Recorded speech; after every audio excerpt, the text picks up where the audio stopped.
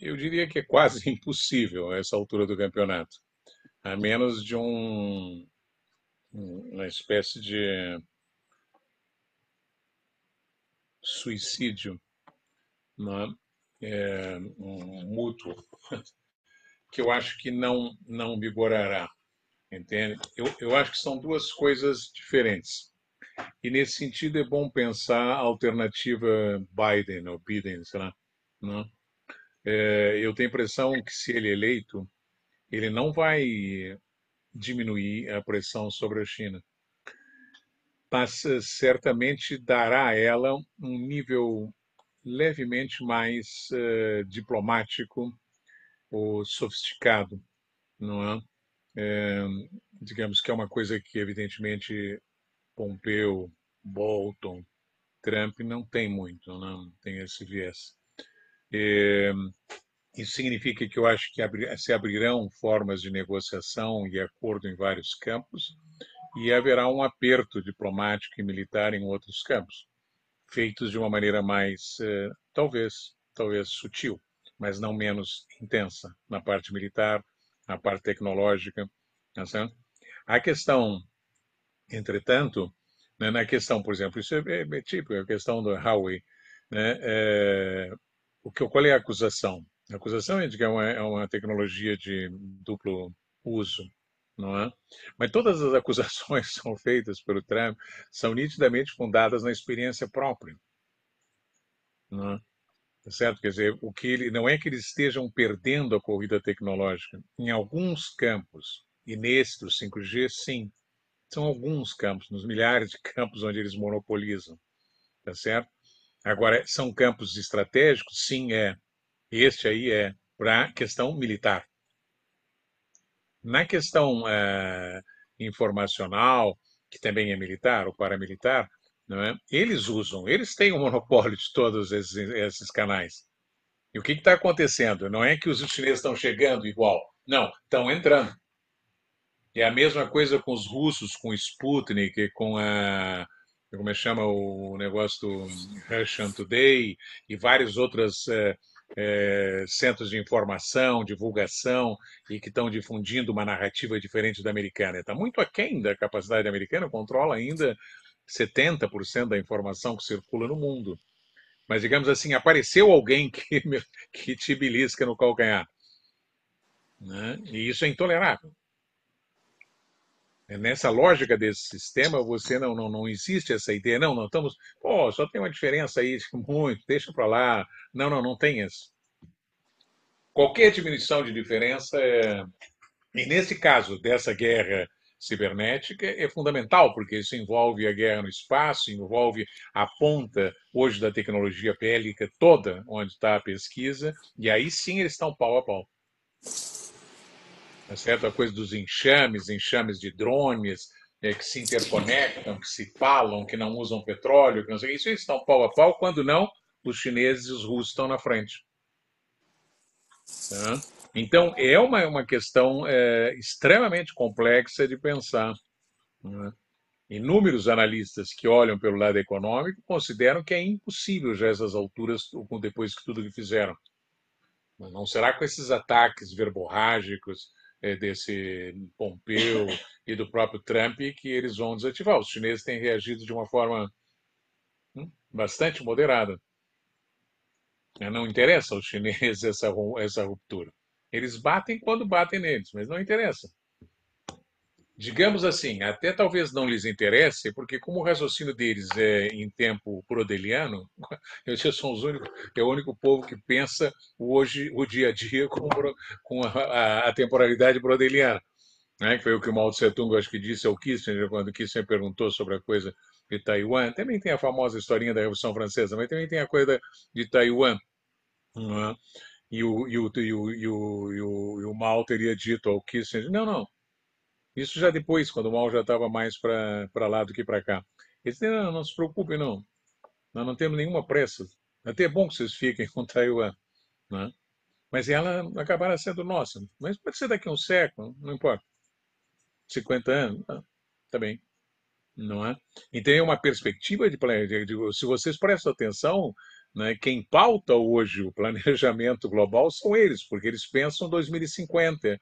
Quem é que pensa 2050? O Departamento de Estado, o Pentágono, as grandes petroleiras, né? Que trabalham com década em matéria de investimento. E os militares que trabalham com 50 anos antes, do ponto de vista energético, tecnologias, tá, tá, tá, tá, tá, tá. E não a coisa que está aqui hoje. Então, tem muitas questões, muitos componentes. Em geral, os analistas econômicos americanos, menos envolvidos ideologicamente, consideram que a separação, a decuplagem, sei lá, é impensável essa altura do campeonato. Você pode ter guerra de guerrilha, hostilização aqui e acolá. Eu tendo a pensar assim, a mesma coisa o troço monetário. Os Estados Unidos poderiam, a China poderia implodir a coisa monetária americana, se desfazendo, mas não interessa os chineses fazerem isso. Eles não pensam assim. Digamos assim, me parece que eles não são suicidas. Não tem muita vocação para bonzo, não. Isso é coisa japonesa. Tá certo? Agora mesmo, eu estive vendo dados hoje, tenho a impressão, né? Desse último mês. Os investimentos externos na China, no mês de agosto, julho, agosto, acho que é pós-pandemia, não é? Subiram enormemente, em maior volume do que no ano passado, quer dizer, pré-pandemia. O que significa, digamos, que pode ser que as companhias ligadas à ponta cibernética tenham que estar obedecendo aquilo e acolá. Mas o resto não está se movendo assim. É inteiramente diferente da Guerra Fria. Por isso que a metáfora Guerra Fria, enfim, efeitos jornalísticos e tal, não é? Mas ela não corresponde como conceito. O poder chinês, digamos, do ponto de vista econômico, comercial, como capacidade de investimento e já agora com capacidade tecnológica, vai muito além em termos de projeção global do que o poder militar. E é muito difícil enfrentar uma potência com 1,3 bilhão de habitantes, né, que resolveu transformar a sua civilização, vestir sua civilização de Estado nacional e resolveu adotar o capitalismo como um instrumento de acumulação de coisa de fortalecimento da sua civilização. É muito difícil. A lógica é inteiramente diferente. Digamos, o capitalismo, a economia capitalista, a forma está a serviço, não é nem do socialismo, bem, isso é uma expressão e tá, pode ser, mas é a serviço da civilização.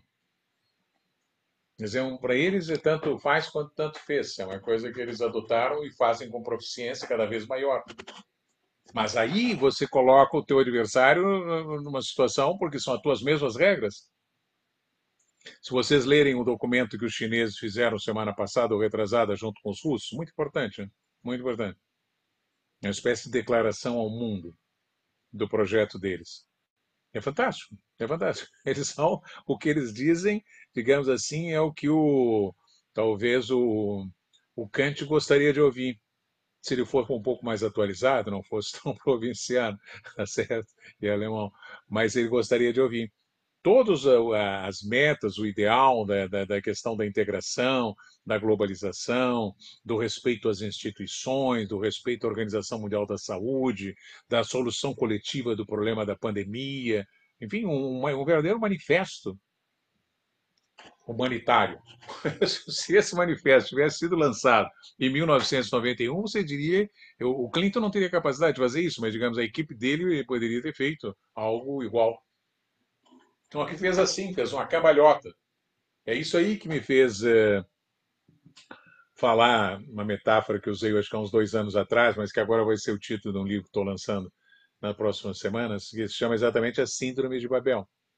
É um pouco tentando usar o mito de Babel com uma metáfora arquetípica para entender o comportamento americano. É lógico que quando se vê o Donald Trump ainda fica mais chamativo, porque parece um deus vikingo absolutamente primitivo, com um martelo batendo e destruindo tudo. Não é? Mas não é nesse sentido. Ele até cabe bem, mas não é. A figura dele pode desaparecer, o fenômeno é mais complexo. Mas, enfim, acho que vai ser. É difícil você prever. É o que eu posso dizer de tudo que leio. Não é? Pelo lado das pessoas que pensam a economia, não vem possibilidade. Os que pensam a questão do enfrentamento acham que o Trump está se precipitando, mas atribuem a eleição. Os que analisam o comportamento do Biden depois que ganhar, se ganhar, consideram que ele vai seguir na goela dos chineses, porém vai negociar a questão de clima, vai negociar a questão da energia fóssil, enfim, esses temas onde eles têm convergência, isso é, não vai querer colocar a China na cadeirinha. Tá certo? Que a postura que o Trump está botando é colocar quem negociar com eles, eu bato. É muito difícil isso num sistema da Hum, complexidade do capitalismo. Muito difícil você querer botar todo mundo na cadeirinha e bater, tipo esse pouco desse Mike Pompeo, que parece enfim, um evangélico fanático, tentando chicotar o mundo. Tá certo? Acho que não vai resultar. De qualquer maneira, vejamos depois da eleição, porque eu acho que tanto o Trump deve, se ganhar, relaxar vai manter, mas digamos menos verborrágico, tá certo? Quanto o Biden, eu acho que vai seguir na goela dos chineses, mas vai tentar também bater nos russos, e aí vai começar a ampliar a convergência russo-chinesa, enfim, os desdobramentos para frente não são fáceis porque não é uma nova Guerra Fria. Não é um jogo, um cálculo fácil de dois jogadores e tal, que você, tá certo? É mais um xadrez chinês do que um xadrez ocidental.